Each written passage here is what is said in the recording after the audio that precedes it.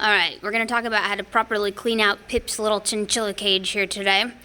We clean his cage roughly once a week, or in the case that it gets dirty again, then we'll need to clean it a little bit more often. But if we take care of him every day, we should only have to clean this out about once a week and make sure everything goes according to plan. We want to make sure we clean the whole thing. Number one, it helps the classroom stay a little bit neater and tidier. Number two, probably more important actually, is to make sure that Pip stays good and healthy. Now some people will use different things to clean. Some people will use just general soap and water to kind of scrub things down a little bit.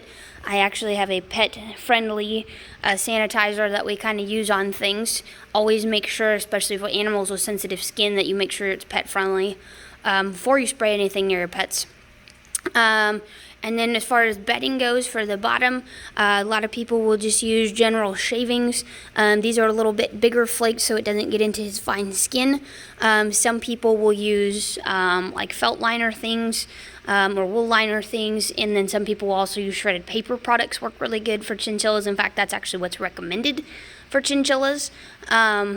But in this case, we have access to quite a few shaving supplies. We get them for other animals as well. And this seems to work really good, especially since we mess with him on a daily basis and we make sure things get cleaned out fairly regularly. So in this case, shavings happen to work just fine for him. And that's actually what he was used to before we got him. So, starting with kind of the basics of the cage. First things first, before we start anything, we want to get this ornery little orb out of here to get him out of the way. Sometimes, if it's just me, I will maybe let him run the room kind of on his own. The problem is, if I go in and out of the door to go dump stuff in the dumpster, I don't want him to somehow disappear. Nor do I feel like catching him today. So, typically what I'm going to end up doing, come here buddy,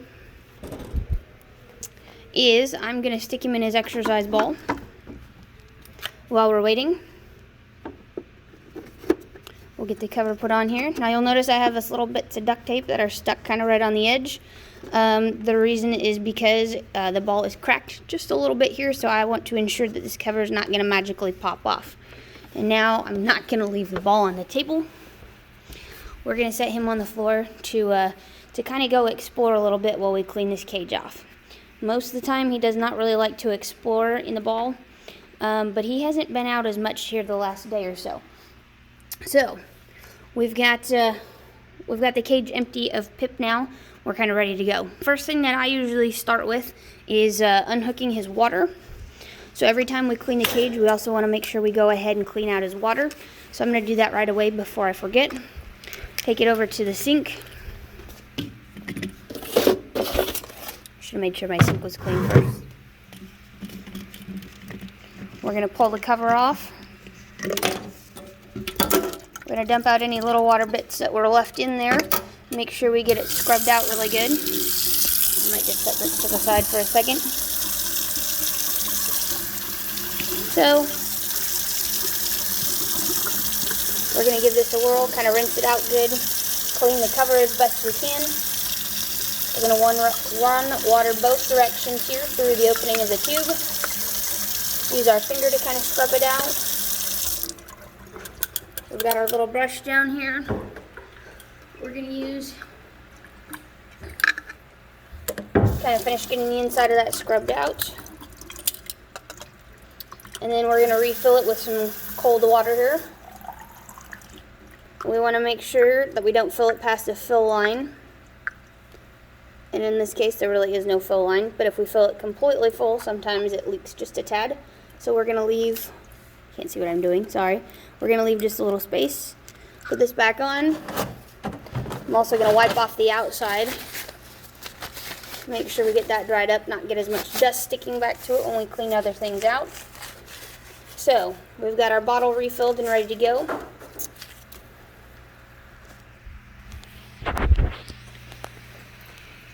We've got our trash and our cleaner sitting here ready for us.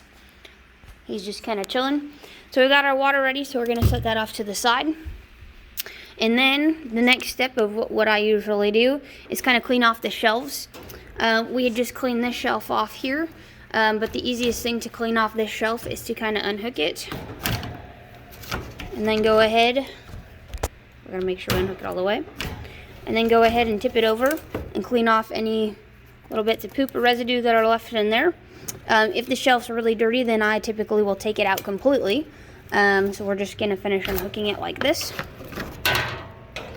And I'm going to set it down there for a second. The top shelf is a lot harder to get out, especially when we've got the ramp kind of attached to it. So typically I just make sure it's clean and then go through and dust it. So as we can see, we've got a few little pellets that we've got up there. So we're going to grab our towel. Spray just a little bit of sanitizer on our towel here to help us get this clean. I'm going to stick my hand up here and kind of start at the back of the shelf. Wipe the entire shelf down. Kind of scraping all those little pellets out and just dump them into the bottom, because remember, we're cleaning this whole thing. So we've got that all kind of cleaned up here. I missed one. Make that 2. So we've got that whole shelf done. We're going to go ahead and just wipe down that right away. And close this up to reach things a little easier. If I needed to pull the shelf out to wash it down, you'll see he likes to make a little bit more of a mess right in here. And then we could go ahead, spray our shelf down just a little bit. We're going to throw that towel away because it's gross. This would be significantly easier and faster had I had 2 hands. We're going to give this a little rinse off.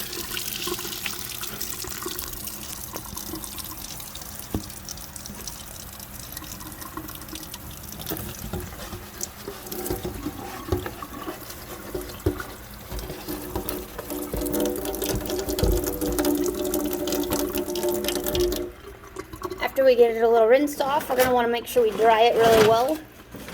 Especially with chinchillas, the goal is to kind of keep their skin from getting too wet here. Now, one little drop of moisture is not going to kill them, but we don't want to make it a habit of putting things back wet either.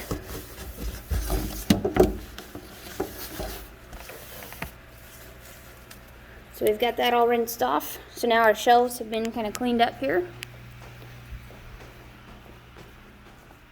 Throw that in the trash. I like to reconnect all the shelves back together before I start doing too much. So we want to make sure that we keep the ramp here on both sides to connect the back. You're going to put it about the height you want it. So typically with this first one, we go kind of right across from the top of his hay cage here. We're basically right in the middle. Looks about right. So we're going to make sure the shelf is slid into place. When we've got it in place in the back, we're going to clip it on the front there. Sometimes, if he's really made a mess on the shelf, we'll kind of discourage him from doing that. We'll put it at a little bit more of an angle.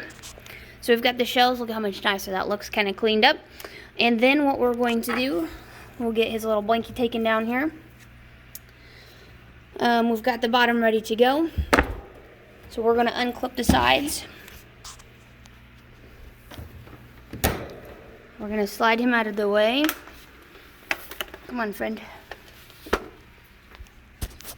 And then I'm going to grab both sides and actually lift the cage off of the bottom container. Hopefully you'll kind of be able to see this a little bit. And then we're going to set it out of the way.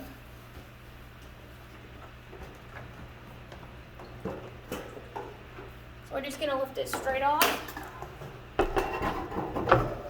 Set it off to the side, and then we can take the bottom part of our container here, and we'll clean this out. So his bowl, if there's anything in his bowl, which he was just fed recently, we can set that off to the side. If there was anything in there, we dump it out, take out his ball, take out his block, take out his blankie, and I will usually wash this and stick a new one in for the sake of time. Right now we're just going to set it off to the side. And then we're going to take everything in here off. We're going to wipe off our table. And I usually wipe it off straight into the container. Whoops.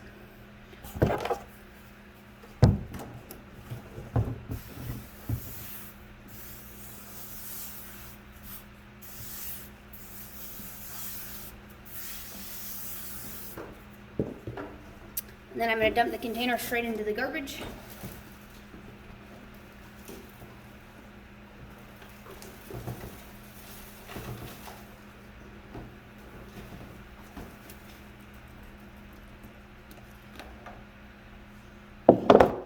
Now you'll see kind of what the bottom of the container here looks like. So we've got a few little kind of wetter spots. We're going to spray those and get those wiped out.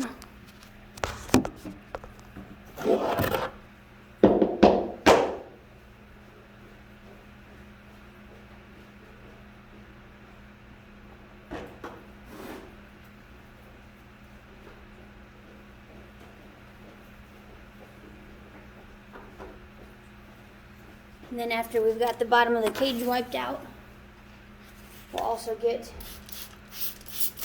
our table kind of sprayed down and cleaned up here. Number one, it helps keep down on the dust and on the hair. Make sure the room doesn't smell as bad either. Chinchillas as a whole don't make too big of a mess. Depending on what you're using for bedding, wood chips create a little bit more dust. And with the dust bath, he just had a dust bath yesterday.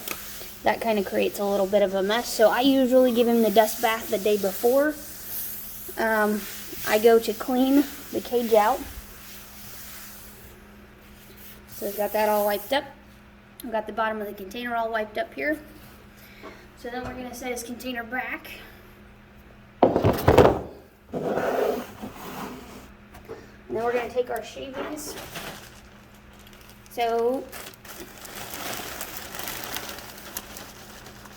And typically one bag of shavings for these guys will last at least 5 or 6 times, depending on how deep you bed it here. We'll kind of get it spread around in the bottom. You want to make sure there's at least a couple inches covering the whole bottom, so he has plenty of stuff to cover the bottom. So then we'll show you what that looks like. So we've got it about 1.5 inches or so deep, kind of in the whole thing. I usually leave one corner with a little less because that's where we put his food container. And now that we've got that all cleaned out, we've kind of got that wiped down. We're going to wipe down some of the hair from the cage before we get the cage put back up here. Whoops again. This works a lot easier with a helper. So I'm going to start kind of setting some of this stuff back in here. I'm going to take my towel, and we're just going to start wiping bits of the cage down. Just to try to get rid of some of that extra hair and the extra dust. We don't want to do that over the cage or over the bottom part because we just cleaned that. Also makes more sense if you start at the top and work your way down towards the bottom. This works great for students because one person can be cleaning shelves while another person's wiping the cage while another person's filling the water. So if you got about 5 students, this takes about 30 seconds. When we got everything ready, we're going to lift the cage. We're going to set it right back on top. And probably the hardest part is just making sure that it lines up. Once we've got it lined back up, so you can see it matches in all the corners, we're going to snap the edges down, push it back against the wall where it was before. We're going to set his block back on the top so he's got a toy to play with up there. We're going to set his ball back in the middle level so he's got something to play with there. We're going to hang his little hanky back up there for now. We'll get him a fresh one here in just a little bit.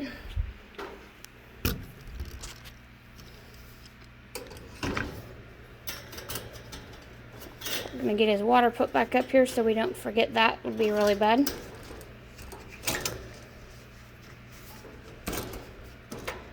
Make sure that's at a reachable level. So we've got everything all put back together. We're going to spray down this table here also. Make sure we've got everything fully cleaned up.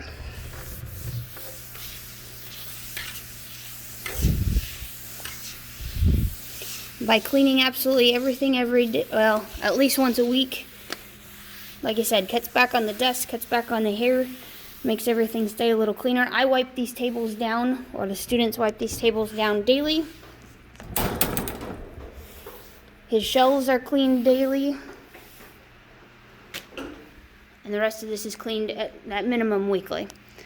So now we go find the little rodent.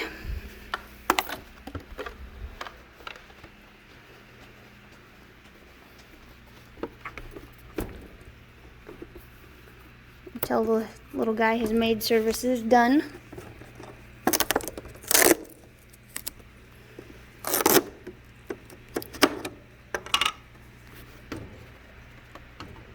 Have fun. Just like having clean sheets on the bed. There you go.